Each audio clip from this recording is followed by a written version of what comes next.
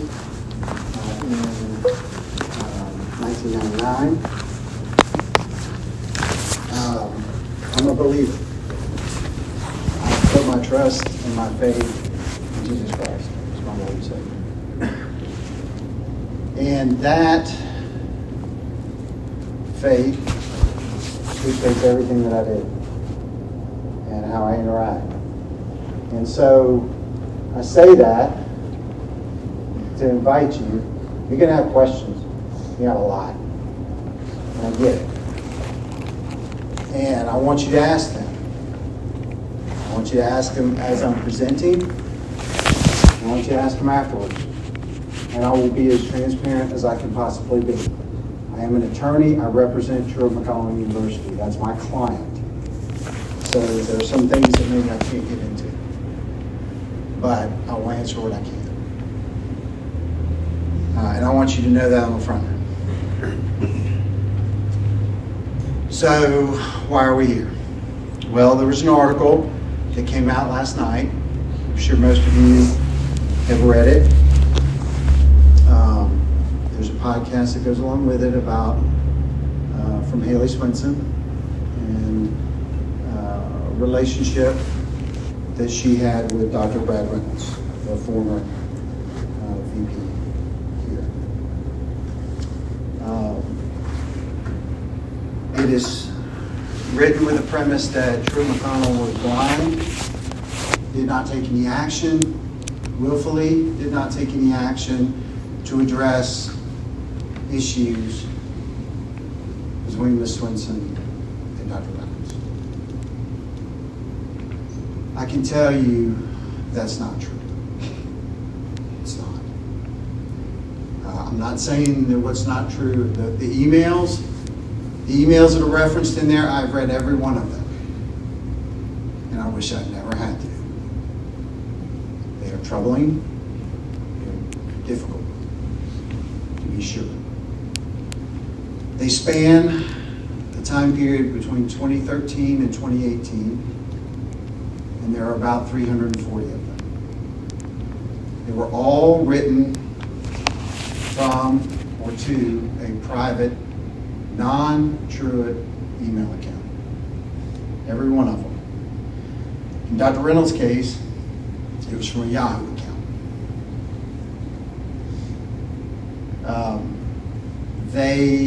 They being the emails, detail a relationship between the two of them. And this is where it comes into my opinion based on my reading of the emails.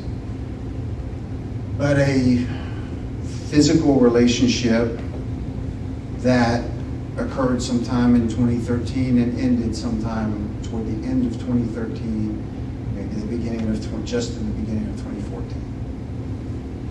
After that, they have a continued relationship, but it's pretty clear that it seems to be, again, this is my opinion based on reading the emails. It doesn't appear to be physical at that point.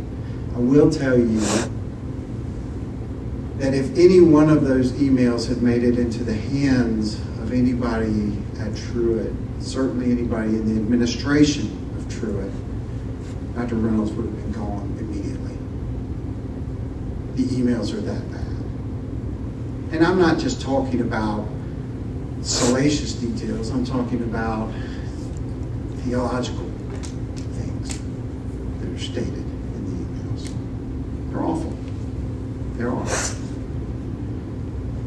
But the problem is, from the university standpoint, nobody saw those emails until February of 2025, this year,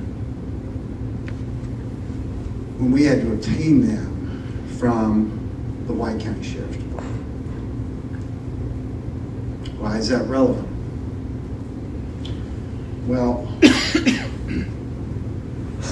the end of February 29, 2024, Dr. Reynolds advised the leadership of Truett that he was under investigation by the White County Sheriff's Department on an allegation of rape by Haley Swenson. Dr. Reynolds was immediately placed on administrative leave. He was dismissed within 3 days, by Sunday. He was gone. Again, we had not seen anything. Truett McConnell has never been contacted by White County. We were never contacted by White County Sheriff's Office. We had Dr. Reynolds' laptop. We had it ready and available to provide to White County. It was never requested. The next thing that we heard with relation to the investigation is that it was over. But by that time, Dr. Reynolds had been gone for a while.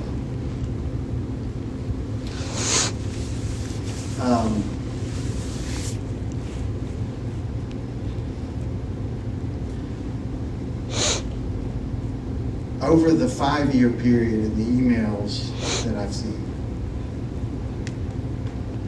Ms. Swenson was a part-time employee, a full-time employee, and a graduate student at Truett McConnell.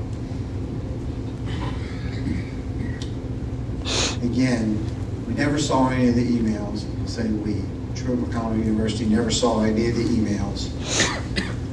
And Ms. Swenson never made a complaint to anybody at Truett. And that is disappointing.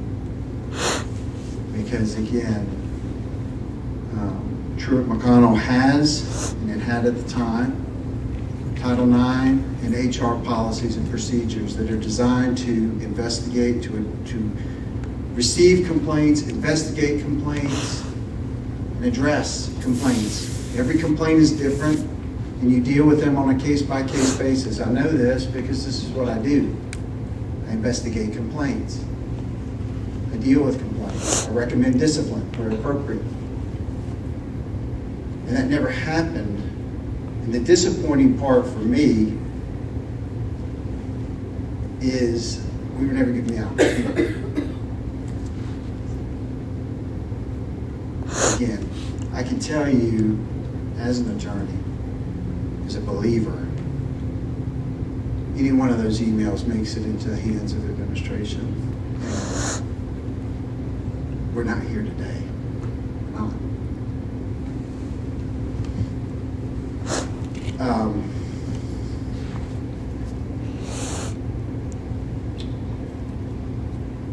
Obviously, in the interim, Ms. Swenson left the university in 2018, and during that time, there's been a complete transition of leadership. With the exception of Dr. Caner, everybody has turned over in their positions. Dr. Reynolds is obviously not here. There's a Title IX coordinator that's new. Actually, there have been 2 Title IX coordinators in that time. And Truett, and I can say this because I review the policies, I reviewed the procedures, I've participated where appropriate in investigations. Truett takes its responsibilities seriously. If it did not, then I'm not doing my job, or you need to have a different counsel. Because that is what I would mandate, and that's what I would recommend, and that's what I advise every client I've got, whether it's Truett or anybody else.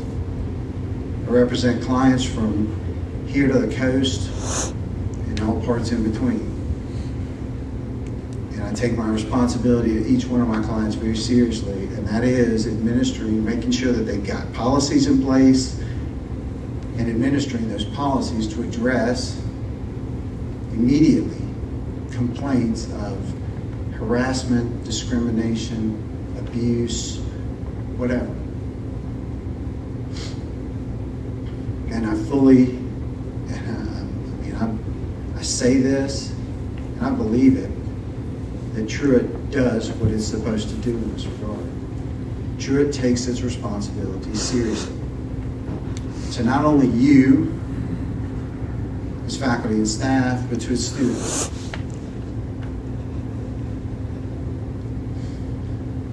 I also want to address one other thing that came out in the article. If you read the article, you see references and statements from Jonathan Morris, who was a former employee here. I'd be remiss if I didn't set the record straight on Mr. Morris. Mr. Morris was the Title IX coordinator when Ms. Swenson was here.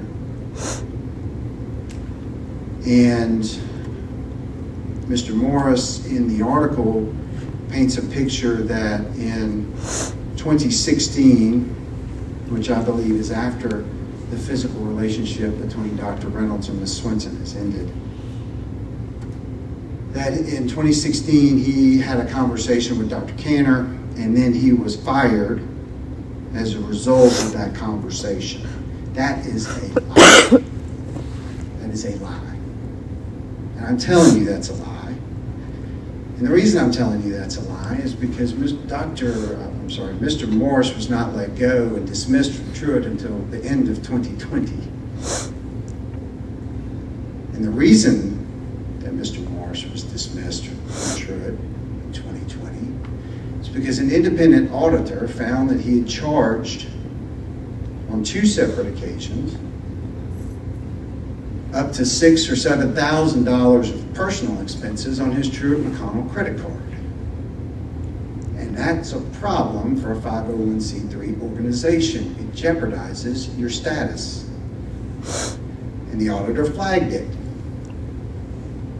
And it was made known to Mr. Morris.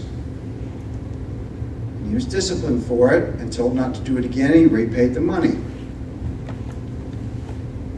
And then in July of 2020, during the summer, when credit cards and the limit on credit cards have been reduced to $500, Mr. Morris goes to Dr. Graffinino and asks to up his limit to $10,000 because he needs to make charges related to move-in expenses. That was a lie. Mr. Morris proceeded 3 days later to incur another $7,000 odd of personal expenses on his Truett McConnell credit card. It was repaid, but that subterfuge for another time, after you've already been cautioned about it, after an independent auditor's already flagged it, means he cannot stay. And he was relieved of his duties. He was given the opportunity to resign, and he did, instead of terminating. I think it's important for you to know that, because the article paints a far different picture. And it's a picture that's just not true.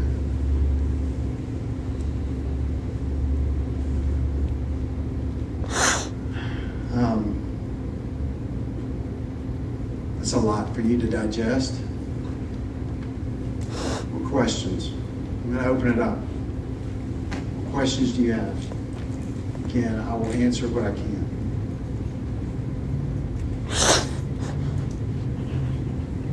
Yes, ma'am. And it's very easy. It is very easy to look at that now. In light of everything that we've seen, in light of all of this, it is easy to look at that and say, man, it was patently obvious. But the fact is that Ms. Swenson had a relationship with the family. She went on vacations with them. She babysat children. And off campus, what's the difference? Where's the dividing line between an innocuous relationship and not? Where is the dividing line? What's the measuring point? I understand. I understand exactly what you're saying. And today, as I'm sitting here in the end of May of 2025, yeah, I can see where it looks. You look back on that history and you say, man, it was obvious. But at the time, it wasn't. was it?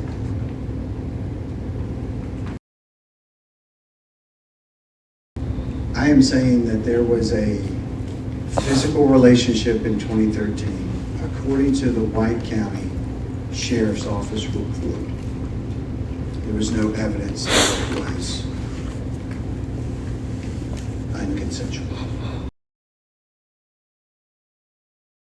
So, again, Truett has in place a very rigorous Title IX program and an HR program where freshmen are oriented on it. I believe faculty and staff are trained on it. And all I can tell you is, based on my experience with the university, complaints are received and investigated immediately, and they are resolved. Again, however the particular facts require, they are resolved as promptly as possible. Sometimes that may take a week, a month, but they are resolved, every one of them. To your point, I didn't answer your question about what is the response. So, in the coming days, you will be getting it. Truett will respond.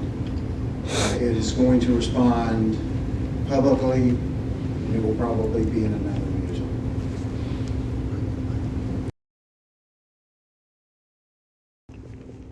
It breaks my heart to even sit here in this meeting. Because I walked that journey and I know every single detail, and I know you guys know the truth, and I just beg you to just be honest. The Lord requires honesty in every aspect, and it sickens me to sit here and watch you guys just lie and lie and lie. I was part of those 50. So for you to sit here and just say, this was nothing. I never said that. You've seen the evidence, the recordings. I am glad to play every single one of these recordings here and present the evidence. The letters you guys received, we begged and begged and begged and begged. Nothing was ever done. This cannot just be brushed on the side. This is our life. You can't just move past it and just go about your day. This is just not okay. I am heartbroken. You know, in Philippians, whatever is true, whatever is noble, I just pray that you guys pray that and leave that out. This is not okay. You know, just this morning, 3 of the women spoke up. What is that all about? They came forward. You know, all of us sitting here, most of the people sitting here know me. I would never speak about something. For me to sit here, this is just God's goodness to lead me back here to this place. You have got to stand for truth. You cannot stand there and represent a school. You have got to represent Jesus. I pray and I just beg of you to do what is right.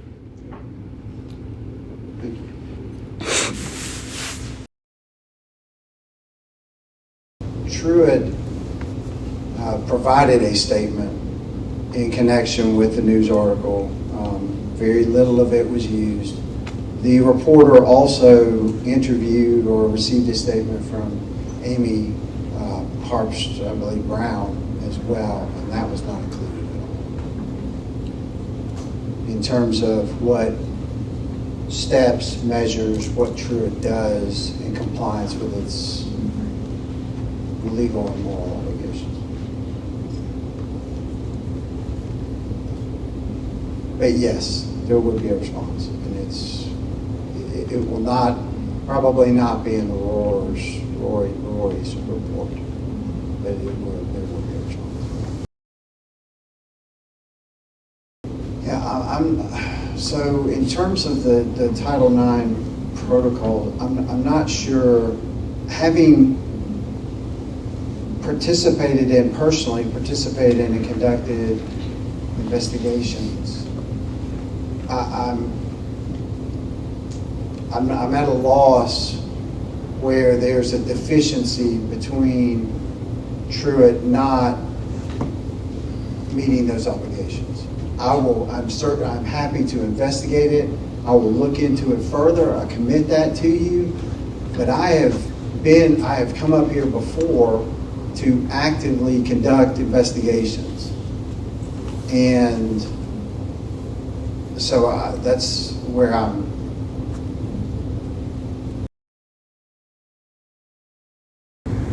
What I can speak to is Truett's current protocols. And again, I've been affiliated and working with Truett since 2018. Since that time, what I can assure you is that, yes, Title IX is reviewed. It is, we make sure that we are in compliance, current compliance. And I have not seen, and again, I hate to qualify it, but in the time that I have been working with Truett, I have not seen evidence that it is being violated or has been violated. I am confident in the Truett Title IX as well as its HR program for complaint reporting and beyond, which includes investigation and addressing complaints. I am. But yes, is that something that's reviewed? Absolutely. Sure. And not just by me. I think that is the answer, though, is in knowledge. What is knowledge? What does that mean, right? I had that question earlier, and I think that's the answer in terms of this issue and the severity of it, the depth of it, the level. I think it was last year in 2020. I'm much more collected now, so I can actually speak. Okay. I came to this place in 2013, and my love for this place will always remain the same, 100%. I've been here for about, 13 years, 14 years, 15 years, or whatever. Besides everything, us signing the petition and everything, you talked a lot about evidence. And I just have a few questions for you, and these are things you've run across personally, and you know that too. One, who reviews the Title IX? And two, one of my friends made a public statement as well, and I can say her name or we can use her initials, but it's out on Facebook. She made a Title IX report, her video was deleted, and her email was dismissed. She was told nothing happened, even with the video evidence, and her parents did want to file a lawsuit, and you guys did nothing. Can you speak on that? What happened to her Title IX complaint? Why was it brushed under the rug, and why was she emailed and told this is never going to happen, and why was the video deleted? Without specifics, I can't. I don't. But you've talked about you reviewing the Title IX, like you've reviewed everything. I have reviewed Title IX complaints and investigations, correct. So can you speak on her complaint? I'm not aware of one. I'm sorry, I'm not. Whatever.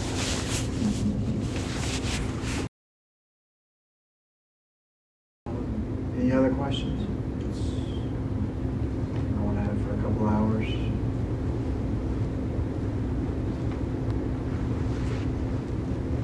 I mean this when I say it. I appreciate everybody who's contributed. And I appreciate you being here. That's contribution enough. But contributing, participating, expressing frustrations, pain, prior issues, prior pain, I appreciate it. I really do. I have been blessed to have had the opportunity to work with Truett for years. I pray for this place. It's part of my prayers. I pray for this place, and I pray for you. I've never met you before, Mercy, but I do pray for you. And I am sorry for the hurt. I know it's painful. I do. But the administration, the trustees are committed. They've communicated as much to me, and I just, in the years I've been working with them, they are committed to making sure that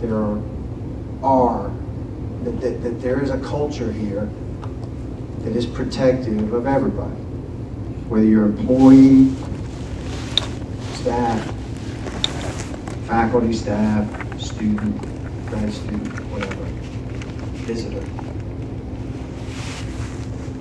And that's the commitment that I feel confident in expressing from them to you.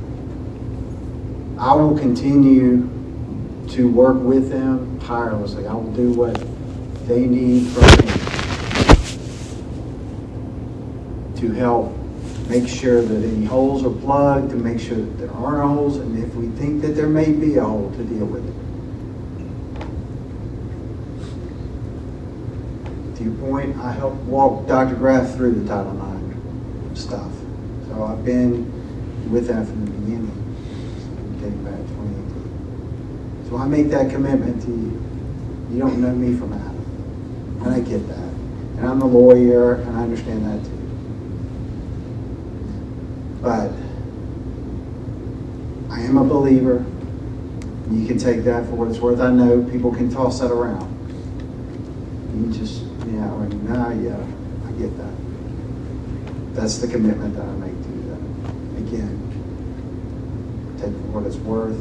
I hope you'll take me at my word. And I know that, again, speaking on behalf of the administration, that's a commitment that they have made and continue to make and will make in the future. So again, thank you. I thank you all, and I will continue to pray for you, for this university, for the students here, for everybody. And I'm sorry for the pain.